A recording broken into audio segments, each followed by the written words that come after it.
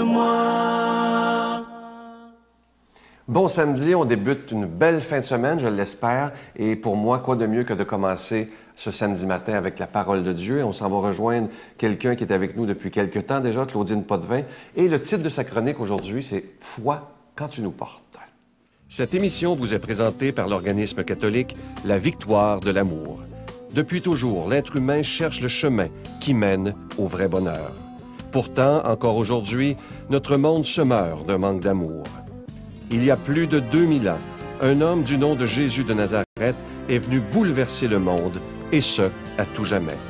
Si tu acceptes le Christ dans ta vie, tu es condamné à être heureux.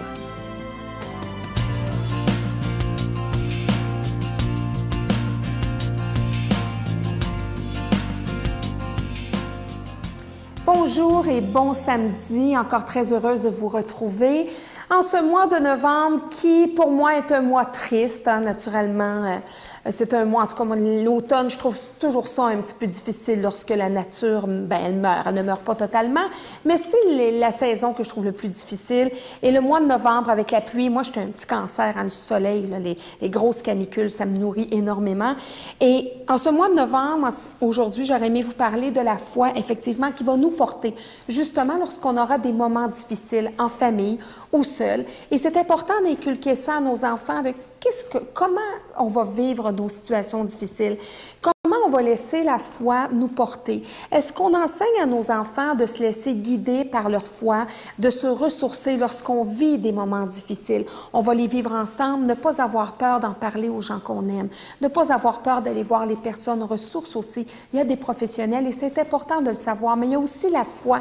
Lorsqu'on n'a pas la foi, lorsqu'on ne transmet pas ça à nos enfants et qu'ils ne peuvent pas justement se guider vers quelque chose, avoir une source naturelle à l'intérieur d'eux pour pouvoir se guider, pour pouvoir vivre des moments difficiles. À ce moment-là, c'est plus difficile et c'est à ce moment-là aussi qu'ils vont être capables plus d'aller chercher par eux-mêmes des trucs, des personnes avec de mauvaises influences. Alors, c'est là qu'on va parler de drogue, on va parler de mauvaises influences, de groupes qui sont pas très intéressants pour eux, qui vont les amener à faire des choses pas très légales. Alors, par contre, si on inculque à nos enfants la foi le plus possible et qu'on leur dit, regarde, tu trouves ça difficile l'adolescence, tu vis de l'intimidation à l'école, il y a des choses comme ça qui se passent dans ta vie, il y a des choses difficiles qui se passent dans la famille. Alors, on va y aller avec la foi d'avoir l'espoir aussi, l'espoir que ces choses-là se résorbent et que, bon, naturellement, comme on dit toujours, le soleil arrive après la pluie. Mais c'est vraiment le rôle des parents, des adultes qui entourent les enfants, de leur inculquer cette force-là, de leur enseigner d'aller chercher cette force-là en dedans d'eux pour qu'ils puissent, lorsque ça arrive, être capables avant tout de se ressourcer en eux-mêmes, de prendre un temps de pause et de se questionner, de voir ce qui n'a pas été, ce qu'eux auraient pu faire pour changer telle ou telle chose dans telle situation. À l'école, par exemple, nos petits vivent des fois des petites peines, mais c'est important pas de les souligner, mais d'en tenir compte et de les amener. Des fois, on va dire que c'est juste des affaires d'enfants. Des peines d'enfants, c'est important. Alors, à travers la foi, enseignez à vos enfants de pouvoir vivre leur peine. Notre Père qui es aux cieux, que ton nom soit sanctifié, que ton règne vienne, que ta volonté soit faite sur la terre comme au ciel. Donne-nous aujourd'hui notre pain de ce jour.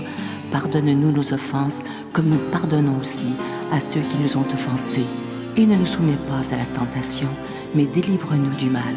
Car c'est à toi qu'appartiennent le règne, la puissance et la gloire, pour les siècles des siècles. Amen. Dernièrement, je recevais une lettre de quelqu'un qui était même très choqué parce qu'on devait parler d'argent à l'émission. Si vous saviez comment j'aimerais mieux ne jamais vous en parler, mais on n'a pas le choix. Tous les mois, il faut payer pour la diffusion et la production. Et je veux m'adresser aux gens qui sont peut-être choqués lorsque j'ai à parler d'argent, malheureusement.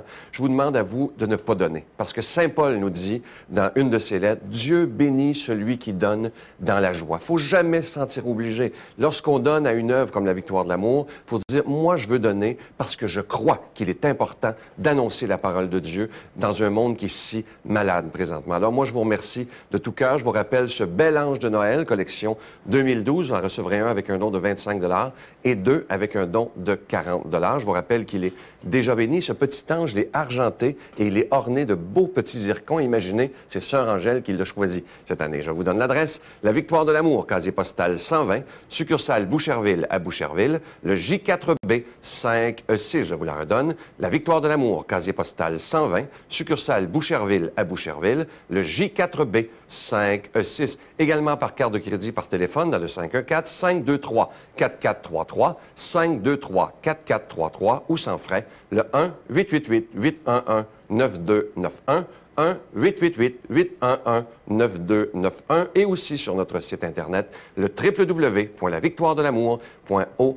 Et j'avais oublié de vous dire aussi qu'à la fin de l'année, au début de l'année, on vous envoie un reçu pour fin d'impôt parce que c'est un don et non un achat qui, évidemment, ce don nous permet de payer pour être à la télévision, pour annoncer la parole de Dieu. Merci.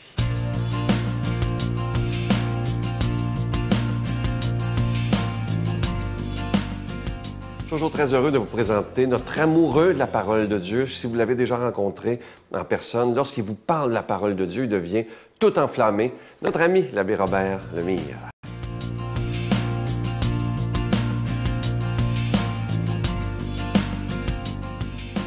Bon samedi matin, hein? Vous pensez que j'oublie ça, mon café? Bon, le samedi, là, je fais la tour, ma tasse verte.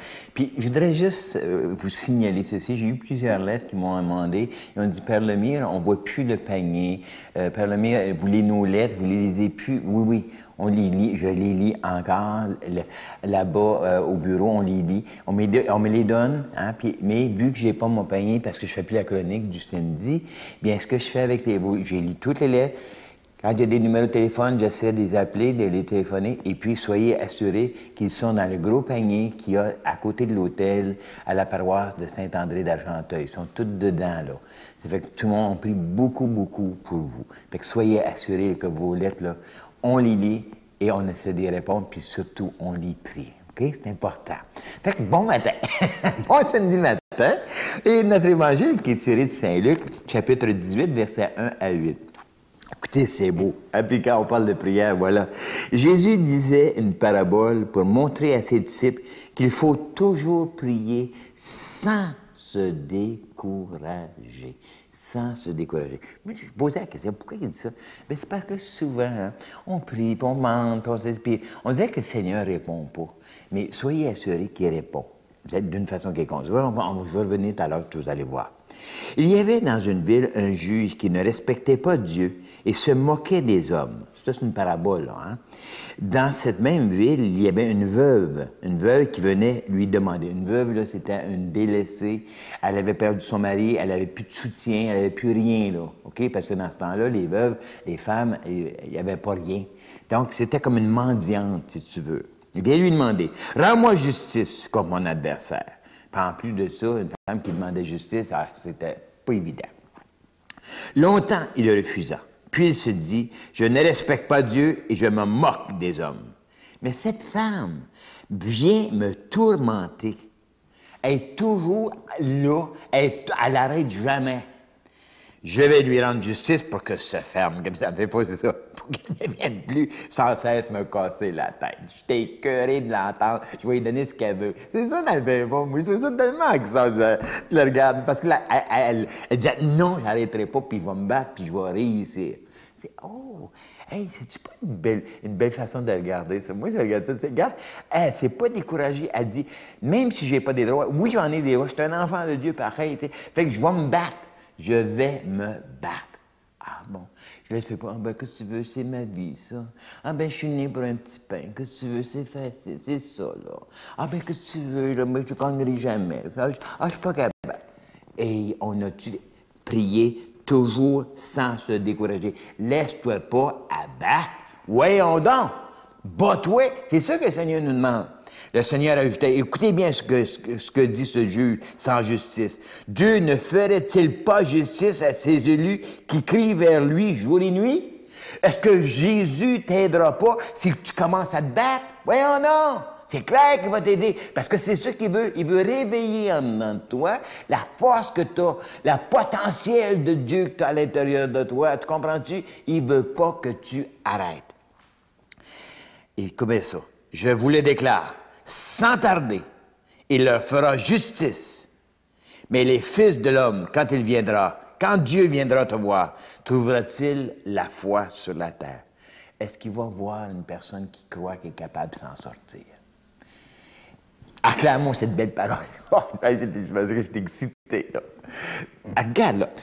Tu sais, quand tu regardes cette parole-là, là, il y a une phrase extraordinaire que Dieu a dit. « Je ne permettrai pas qu'il vous arrive quoi que ce soit au-delà de vos forces. » Il a dit ça. Donc, ça veut dire que Dieu ne peut pas enlever ça. Ça fait partie de la liberté des gens. Les problèmes, les gens qui sont dans notre... Moi, quelqu'un me donne une tape sur la gueule. Tu sais, là, bon Dieu, il ne peut pas y tenir la main. Il ne veut pas qu'il fasse ça, mais il est libre. La liberté des autres. Fait que Dieu, il dit, vu que je ne peux pas enlever la liberté, mais m'arranger que tu aies toujours les moyens d'être plus fort que ça.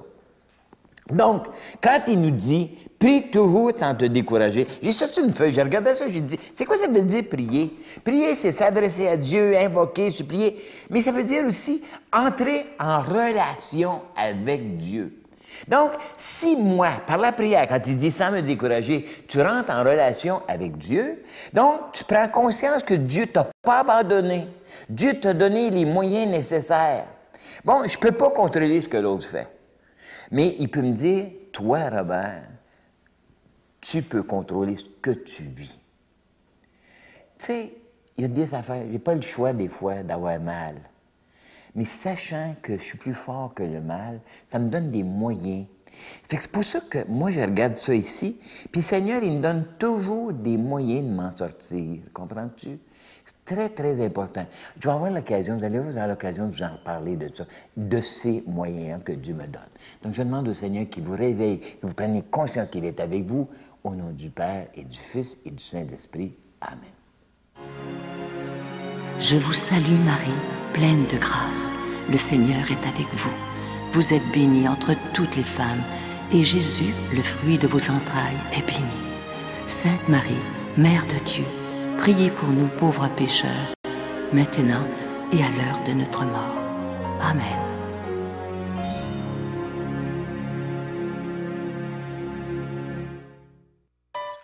La Victoire de l'amour, en collaboration avec Voyage Intermission, vous invite pour une 18e année consécutive à une retraite spirituelle à Cancun au Mexique, à l'hôtel Iberostar.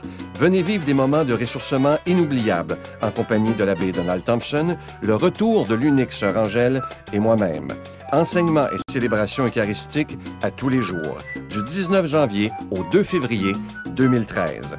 Je vous invite à réserver rapidement avec Voyage Intermission au 514-288-6077, 288-6077 ou sans frais au 1-800-465-3255, 1-800-465-3255. Les profits de ce voyage sont remis à la Victoire de l'amour.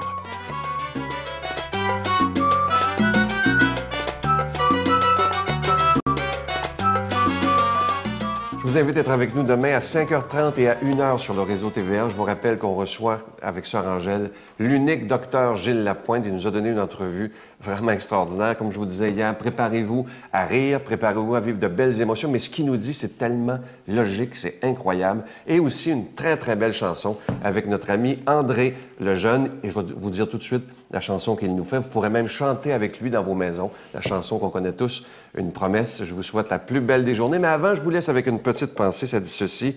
Bienheureux celui qui sait rire de lui-même. Il n'a pas fini de s'amuser. Je vous souhaite une belle journée. Je vous dis à demain. Bye. Si dans ton miroir, moi j'ajoute, lui il disait, ta face te déplaît. Moi je dis, ta grosse face te déplaît, ne brise pas le miroir. C'est pas le miroir qu'il faut briser, mais c'est bien toi, ma grosse face, qui doit changer. Pas de face, parce qu'il faut avoir du botox de choses, mais c'est un peu comme le proverbe kényan. Si le babouin pouvait avoir son derrière, lui aussi rirait. Bon, alors... La Victoire de l'amour remercie de tout cœur les Résidences Soleil de leur accueil si chaleureux.